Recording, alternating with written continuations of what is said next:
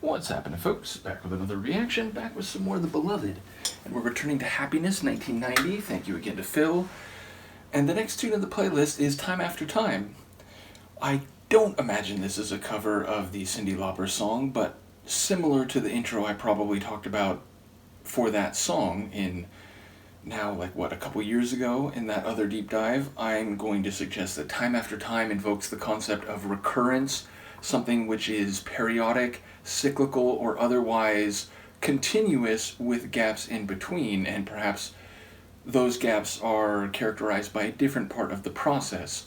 So yeah, I don't know whether this is a more positive time after time, or whether it is time after time in terms of something that is maybe a bad behavior or a destructive behavior, but which cannot be avoided, or which keeps recurring despite a conviction or an attempt to avoid it. It makes me think of the Depeche Mode line, "Never again is what you swore the time before, but time after time we keep ending up here." So that would be my expectation, that it's about recurrence, though the normative value, meaning what should be done or what should not be done, of the phrase remains up in the air. And of course, it might not be any of that. It might be something completely unrelated to behavioral recurrence. Let's see what it is in practice. This is The Beloved. The tune is Time After Time, and it's from their 1990 album Happiness.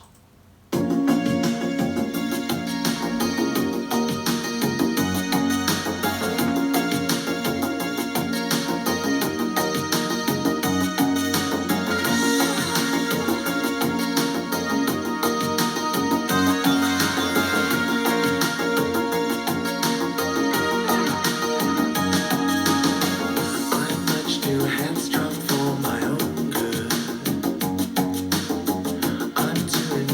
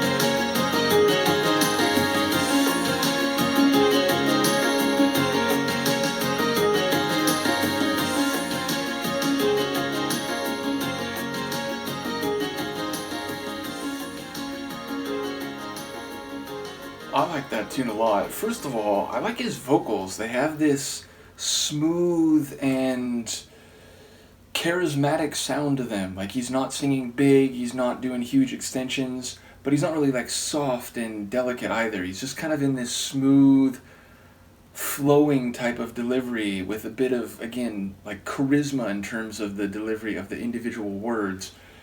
And sonically, I like it. It's got like a shuffle beat, kind of has this smooth. I was thinking it almost had this like island type flavor. I think that's just the eccentricity of my brain. But yeah, it had this really syncopated and yet smooth rhythm to it. And I like the overlapping keyboard lines. There's a few of them. There's one that was kind of very high, one that was almost like straight piano or like more natural piano sounding, and they were overlapping each other. Then there was, I think, like a string synth element, and it was the blending of those different melodic lines that I thought really achieved a nice and sonorous effect. And lyrically, I feel like it's something akin to Thompson Twins' Hold Me Now, where it's like, oh, it sounds like they're in a bad place. He's saying that, he can't stop the way he feels, and indeed, if looks could kill, she would have killed him time after time, and she keeps telling him she's gonna leave time after time, but he's saying time and again that, he's deceitful, and, he has flaws himself. And then suddenly it seems by the end of the tune like this is all just kind of the games we play. Like, it feels like they're going to keep going through these cycles because neither of them really leaves, neither of them really gives up. And what was the other line? Like, you asked me to give you a reason or something like that. So it sounds like she's, challenging him, like, why are you still here? Or, why are you doing this the way that you do? And he's saying that, like, you're trying to make me into someone else. And I wasn't sure if the follow-up was something like, that's actually who I want to be, or if he was saying that, like, that's leading us to come back here because this is who I am. Again, I'm like, I'm not perfect, I'm deceiving, I'm so on. And yet, again, time after time after time after time, the way it rolls at the end, which I really like, it suggests, like, it's all part of this, like, on a larger scale, this is just what they are. This is what this relationship and couple do. And so even though any one of them may feel like in the moment, though, this is really the end, she's really going to leave, or she's really going to get sick of me not changing, if you zoom out, it's like, that's just kind of what they are. So that's what it felt like, which again, is a bit of interesting interaction with that and the album title, Happiness. Like, they don't sound very happy, and yet maybe on their level or in their weird way, this is what happiness is. So yeah, I enjoyed trying to follow the song, and as I said, it by the end, in the same way that, first time I heard Thompson Twins' Hold Me Now, it's like, oh, the picture's all tattered and torn, like, what happened to them? Oh, they fell apart, whatever. And by the end, it's like, these are just part of the games we play, like, we're still here. So it's like, oh shit, okay, so like, it's a complicated relationship, but I guess one that keeps them together with this, sort of cyclical gravity. So it feels like that's what's happening here. Let me know what you think, and I'll see you next time. Peace.